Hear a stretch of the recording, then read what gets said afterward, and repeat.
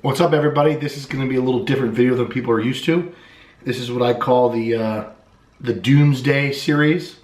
Am I a survival expert? No. Am I a firearms expert? No. Am I an infectious disease expert? No. Okay? Just make that clear. But these are some of the things that I do for my own little doomsday prepping. And yes, I am a doomsday prep weirdo. All right? I'm not one of those doomsday preppers you see on TV to that extent, but I do have a good amount of backup stuff in the house, okay? So I just wanna go over a couple of things and kind of describe how I see it. And so, like, if you're not a full prepper and you don't wanna be dedicating your life to paranoia, I totally understand. But one thing that you wanna consider is having some sort of shelf food in the house that will sustain you for a period of time, and or food that you can travel with if you need to leave the house, all right? So I like to break the food into categories, all right? Food that is perishable, that could go bad within 1 to 3 days, that being like chicken, okay? But chicken can also be frozen and last a good 2 to 3 months in the freezer. So in that aspect, you have foods that are immediately, that you eat every day, that we won't be counting in this, but you also have meats and frozen items that you can freeze, okay?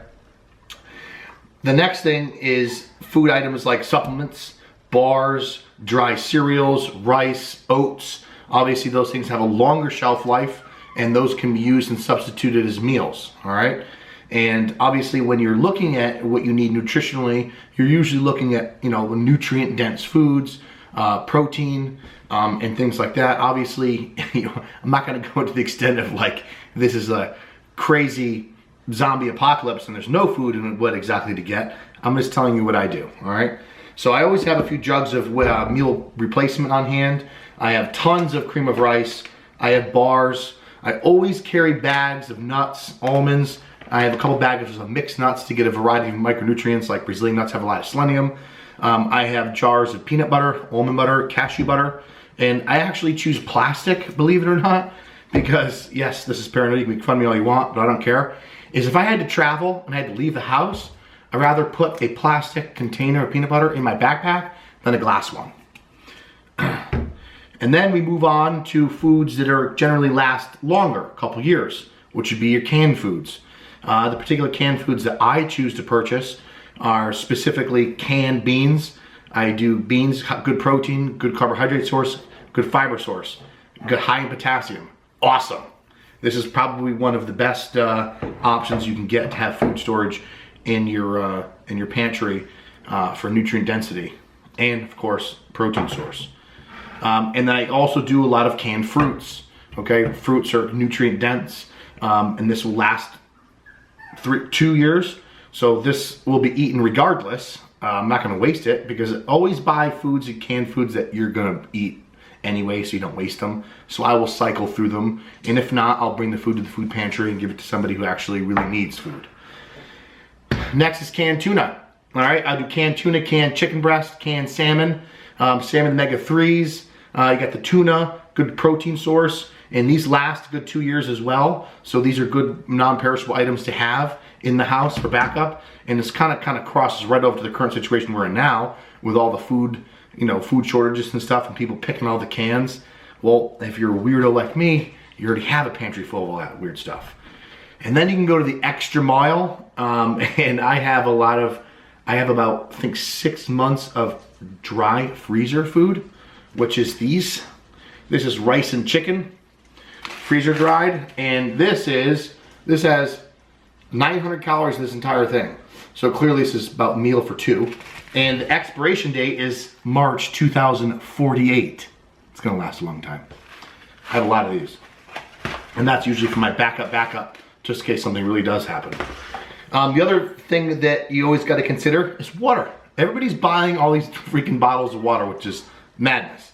I go to this natural mountain spring company near me, and for 5 gallons, right here, I have about 20 of these in the garage, for $4 for a refill of Poland Spring, of good filtered water that's much better tasting and better for you than the crap that's sold in bottled water, since bottled water is not even regulated like tap water is. So you gotta have a water supply. And obviously if I needed to, I could load a bunch of these in the car and dip out. Now, everybody laughs, you know, until something happens. But again, guys, this is a tip that you guys can implement yourself to have in the house for obviously avoiding situations like this.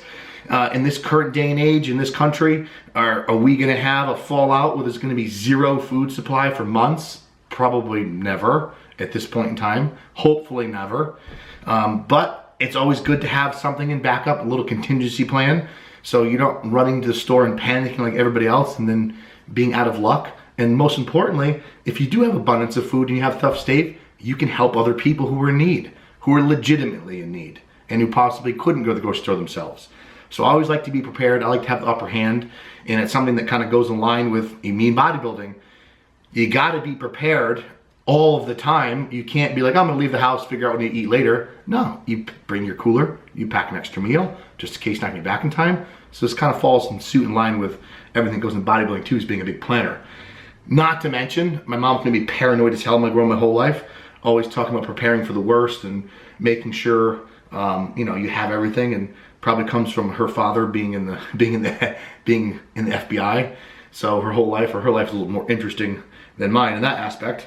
So guys, I hope you like this, and I'm going to talk about in the next few videos on firearms and things that I feel that are important to have in a household. This is not something that you're going to go have a start a little militia. I'm just talking about more or less protecting you, because at the end of the day, nobody wants to hear this. And obviously, as you've seen across America, you know, somebody got stabbed over toilet paper. If resources truly run low, people are coming to your house to get your stuff. And if you have nothing to protect yourself, I feel sorry for you. Not that you ever want to have to use a firearm. I hope I never have to by any reason, but it's good to have something in contingency. And I'll go over some of the masks I have. I've had N95 masks for years. First aid kits, antibiotics, and other things in stocks that you think you might want to have or need to have if something ever happens. And of course, batteries and flashlights. All right, guys, check out the next video coming soon.